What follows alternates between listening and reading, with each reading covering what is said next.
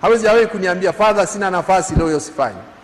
Atafanya kazi unazompangia au kazi anazopangiwa na rais wa baraza, na bado atatimiza na majukumu yake mengine. Baba, tunaomba hiyo roho uendelee nayo. Asante sana. Kwa kweli hakunipa ugumu wa kufanya kazi, na tumefanya kazi vizuri sana sana sana, na nimefarijika sana kuwa na mtu ambaye anakuwezesha kutimiza majukumu yako vizuri. Na hata kama nilimpa kazi ngumu, na anajua mimi sikuwahi kumsaliti na yeye hajawahi kunisaliti.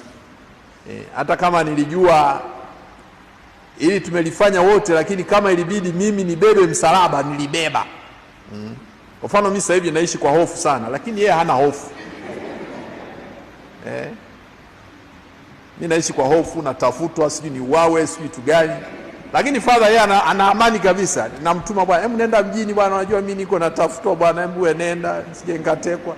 Pole sana kijana, ndio maana ulifukuzwa hapa. Tulihisi wewe ni wale wasiojulikana.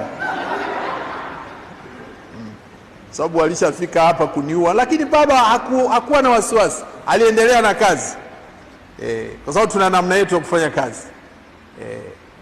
Kwa hivi Baba Padri, nakushukuru sana kunisaidia licha ya magumu niliyokuwa nayo, lakini hukukata tamaa, hukuogopa kufanya kazi zangu.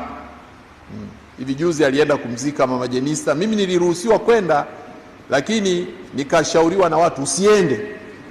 Basi nikaache, nikamwambia Father nenda. Sasa nikamwambia jamani, kwani huyu hawezi kudhuriwa? Sema